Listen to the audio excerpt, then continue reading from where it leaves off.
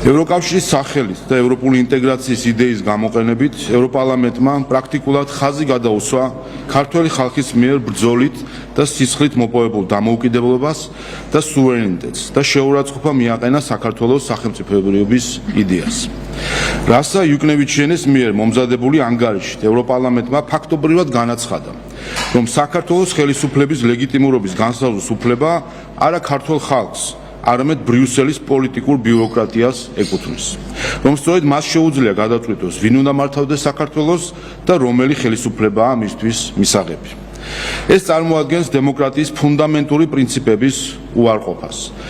დემოკრატია ეფუძნება ხალხის სუვერენულ ნებას, ხოლო ევროპარლამენტი პრაქტიკულად ამტკიცებს, რომ საქართველოს ხელისუფლება ქართველი ხალხის არჩევანის ნაცვლად ევროკავშირის პოლიტიკური ელიტის ნდობით უნდა განისაზღვროს.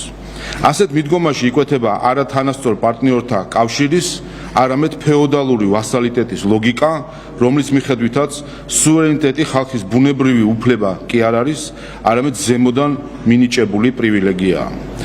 ამგვარად, პრაქტიკულად ევროპარლამენტმა თავის ბოლო ანგარიში თავი გაუტოლა რუსეთის საოკუპაციო პოლიტიკას.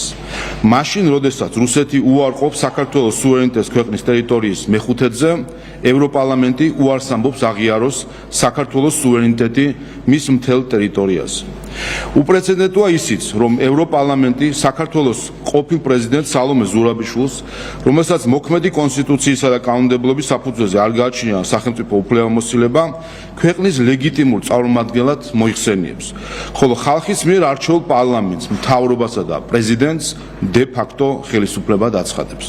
მსგავსი დამოკიდებულება უპატივცემულობა 2,100,000 ამორჩევლის მიმართ, რომლებმაც საპარლამენტო არჩევნებში საკუთარი პოლიტიკური ნება გამოხატეს. ევროპარლამენტის რეზოლუცია მხოლოდ საქართველოს დემოკრატიულ ინსტიტუტებს არ უპირისპირდება. ის პირდაპირ ეხება საქართველოს სახელმწიფოს მეორე ისტორიულ საყრდენს, საქართველოს მართლმადიდებელ ეკლესიას. ანგარიში ეკლესიის მოხსენიება რუსული რელიგიური ქსელებისა და გავლენის ოპერაციების კონტექსტში წარმოადგენს ოფიციალური ევროპული ინსტიტუტის მხრიდან საქართველოს ეკლესიაზე პირველ ღია თავდასხმას და შეურაცხყოფას აყენებს მილიონობით მორწმუნის რელიგიურ გრძნობებს. ამასთან ეს საშიში პრეცედენტი აჩენს განცდას, რომ ევროპარლამენტს, როგორც სხვა შემთხვევაში, აქაც პირველს მოასინჯინეს ნიადაგი მსგავსი თავდასხმებისთვის. ქართული სახელმწიფოს სუვერენიტეტსა და ქართულ ეკლესიაზე ერთდროული შეტევა არსებითად არის შეტევა საქართველოს სახელმწიფოებრიობის იდეაზე. როდესაც ევროკომისია და ევროკავშირის წევრი ქვეყნების მმართველი პოლიტიკური ძალები ასე დეზინფორმაციასა და პოლიტიკურ დივერსიას დუმილით ან მხარდაჭერით პასუხობენ, მათ უნდა ესმოდეთ, რომ ისინი ვერ შეძლებენ თავად ხელი დაიბანონ და პასუხისმგებლობა ყველასგან მოძულებულ ევროპარლამენტს გადააბრალონ. ამიტომ ჩვენთვის პრინციპულია, რომ ევროკომისია თავშივე გაემიჯნოს ევროპარლამენტის მხრიდან ქართულ ეკლესიაზე ამგვარ უხეშ თავდასხმას. ევროპარლამენტის ბოლო რეზოლუცია კიდევ ერთხელ ადასტურებს, რომ ევროკავშირის ბიუროკრატიას ქმედითი ნაბიჯები აქვს გადასადგმელი საქართველოსთან დიალოგის აღსადგენად. ამისთვის აუცილებელია შეწყდეს ქართველი ხალხისა და საქართველოს ეკლესიის მიმართ მტრული რიტორიკა, დასრულდეს დეზინფორმაცია საქართველოს დემოკრატიულად არჩეული ხელისუფლების წინააღმდეგ, სრულად იქნეს აღიარებული საქართველოს სახელმწიფოს სუვერენიტეტი და განუხრელად იქნეს დაცული საერთაშორისო სამართლის ფუნდამენტური პრინციპები.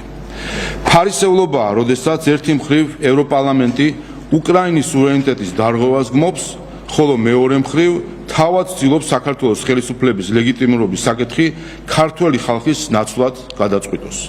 საერთაშორისო სამართლისა და ხალხთა თვითგამორკვევის პრინციპების ასეთი შერჩევითი გამოყენება ნიშნავს, რომ ევროპარლამენტი უარს ამბობს სახელმწიფოთა თანასწორობისა და ხალხთა თავისუფალი ნების პატივისცემაზე და მსოფლიოს იმ ეპოქისკენ აბრუნებს, როდესაც ხალხების ბედს მეტროპოლიები განსაზღვრავდნენ და არა თავად ამ ქვეყნის მოსახლეობა.